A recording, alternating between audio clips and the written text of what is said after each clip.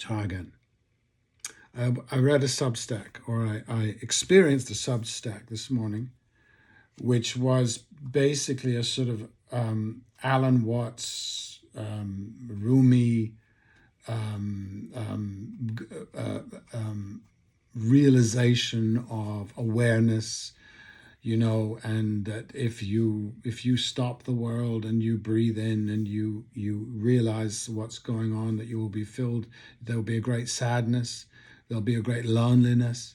But that's the price of awareness when you live in a world that is not focused on it, not focused on awareness, not focused on a real reality that generates millions and millions of myths that we adhere ourselves to. We screw our courage to that sticking place, and it often leads us to do things like go forth and murder a lot of people. And then somebody who had read this said, is there a community? And I would feel much safer if there was a community that I felt I could belong to that has taken that step, that next step, and risen, I suppose, above, I'm paraphrasing terribly, but risen above the unaware, right? And then there was many, many comments after that comment, commenting on that comment and agreeing. So I read this and I thought, oh. For one thing, there is a community. Lots of people belong to it. And I would say that everybody has it potentially. There is a potential. And you don't get there by reading certain books or going through going on certain kinds of holidays or taking even certain kinds of drugs. You just don't. You get there in a hodgepodge of ways, but there is definitely a there to get to.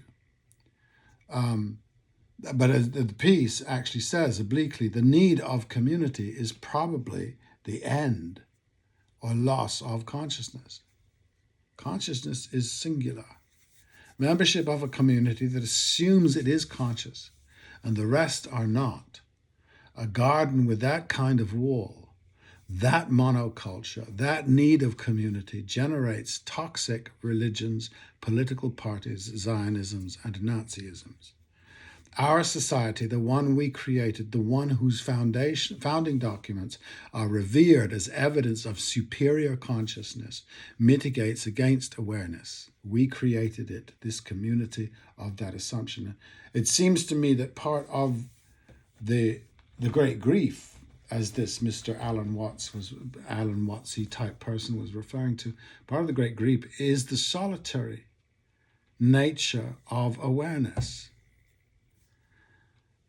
And the group versions of awareness are called religions. And if you don't have a natural recoil at religions, if you feel that is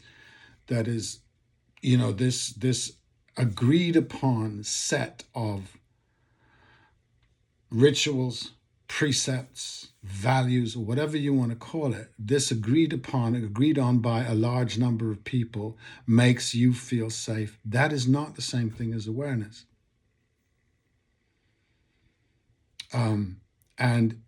But as far as I can tell, in the great historical movements of human beings, probably since the agricultural revolution, but what got really accelerated in the last couple of thousand years with the great big monotheisms is that they have taken over the definition of what existence is.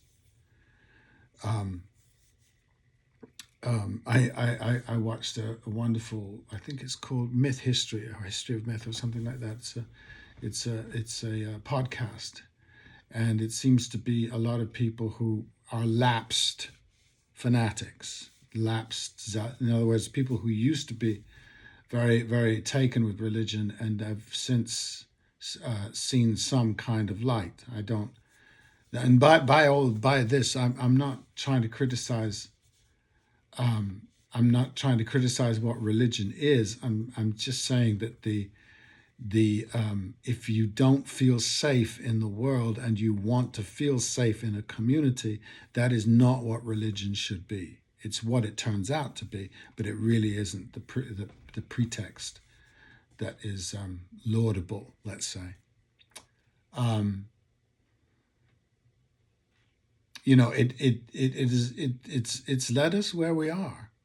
And if somebody decided, to pick a point in history and said that's when we were at our worst, but we've progressed massively since then. The last couple of months, the last 2 or 3 years, are evidence that that just has not happened.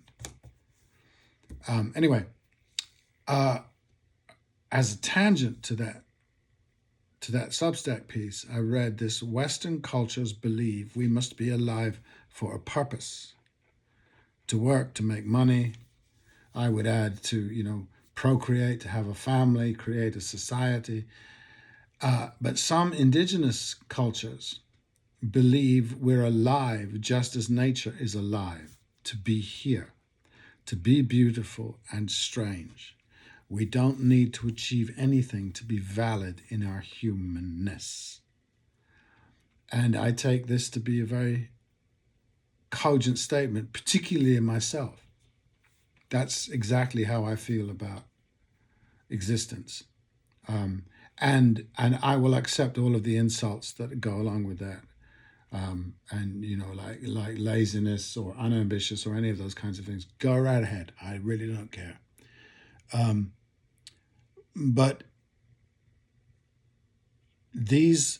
I guess what it comes down to is this sense of that the awareness that this chap was talking about in the Substack post is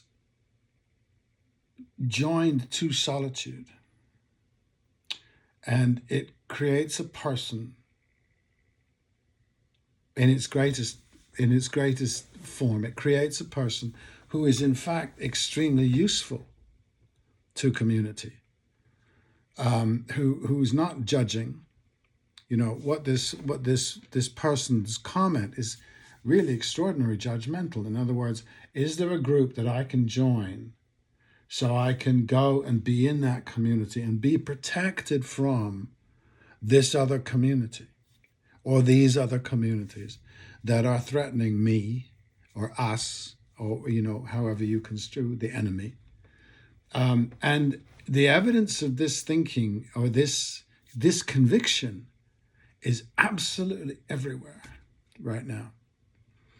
The response to Ukraine, the response to Gaza, the response to Iran, the response to what's happening in all too many places in Africa, the Congo, what's happening in the world right now is our response to it is to absolutely condemn them, not us. And I mean, as if, for instance, this will sound trivial, and maybe it is trivial, but if you look at the wars right now, is particularly in the Middle East. If we had simply in the 1970s, let's say, decided to really cut back on our dependence on oil, the stressors that create massive killing, brutal genocide, brutal terrorism would just not exist, right? And this the use of this energy source anyway is very destructive to our living planet. We know that by now. But it is extraordinary to think that everybody's talking about oil as if those people, little girls in a school in Iran, and all the stuff that's gone on in Gaza and what went on in Israel is somehow secondary to gasoline. I mean, it's incredible. So, and I have to say that knowing that or feeling that is is a parcel of awareness, right? It's stepping outside of the fever that the world is in, and to think that that the world will fall apart if we don't have enough gasoline, or that we've come to that. We're so dependent on that, and that so elevates certain parts of the world in importance and creates such schism. And all you need is the tinder of this sort of religious fervor of the two sides at the moment. Well, I mean, there's two sides because two of the religions have ganged up against the third one. And it's been coming a long, long, long, long time. And these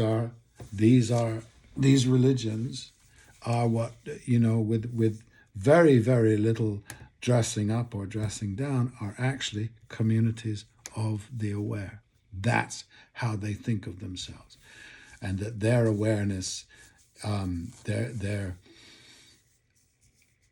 wisdom about existence entirely is awareness.